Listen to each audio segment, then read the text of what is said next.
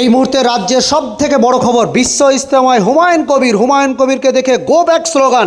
আপনাদের আরও একবার জানিয়ে রাখি, জনতা উন্নয়ন পার্টির প্রেসিডেন্ট হুমায়ুন কবির বিশ্ব ইজতেমায়, আর বিশ্ব ইজতেমায় গিয়ে গো ব্যাক স্লোগান হুমায়ুন কবিরকে। সেই মুহূর্ত আপনাদের সামনে সরাসরি রাখছি।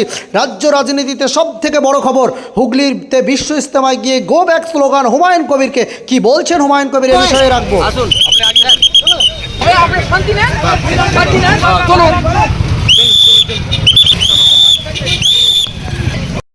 বিশ্ব ইজতেমায় আপনি নামাজ পড়তে এসেছিলেন, দেখা গেল যে কিছু লোক আপনাকে ঘিরে বিক্ষোভ দেখালো, কি বলবেন এটা? এরা সব শাসক দলের দালাল দালাল পুষে রেখেছে। একটা ধর্মকে ব্যবহার করে এরা আগে থেকেই 2011 থেকেই মমতা ব্যানার্জি মুসলিম সমাজকে নিজের স্বার্থের জন্য ব্যবহার করে। আজকে একটা দৃষ্টান্ত পাওয়া গেল, যেখানকার ধনেখালির যে এমএলএ বিধায়িকা অসীমা পাত্র, তার কিছু লোককে এখানে রেখে দিয়েছে, যে আমাদেরকে বিজেপির দালাল বলছে। কে বিজেপির দালাল সেটা আগামী নির্বাচনে এদের জবাব দেওয়া হবে। কারণ মমতা ব্যানার্জি নিজে বিজেপির সঙ্গে কতটা সম্পর্ক রেখে চলে, এনডিএর সঙ্গে ঘর করেছে, রেলমন্ত্রী হয়েছে, অটল বিহারী বাজপেয়ীর সঙ্গে মন্ত্রী সবাই ছিল।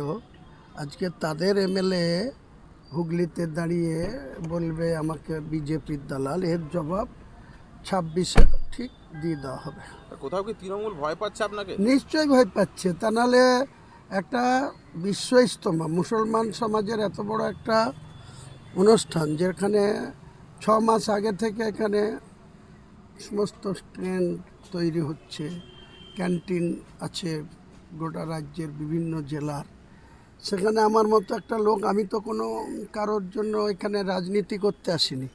আমি এখানে এসেছি, আমি শুক্রবার থেকে শুরু হবে। শুক্রবারে আমাদের ওখানে বাবরি মসজিদের জায়গায় 6 তারিখে ছিল শনিবার, তারপরের থেকে 3টে জুম্মা সেখানে নামাজ হয়। আমি সেই 3টে জুম্মাতে অ্যাটেন্ড করেছি, আবার 4র্থ জুম্মাতেও সামনে শুক্রবার 2 তারিখে অ্যাটেন্ড করব।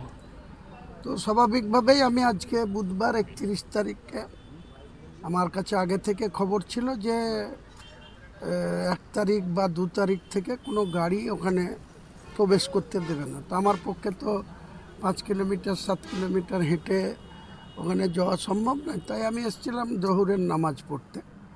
একজন মুসলমান ব্যক্তি, সে এতটাই মুনাফেক, আমার মনে হয় ডিং ফিং করেছিল।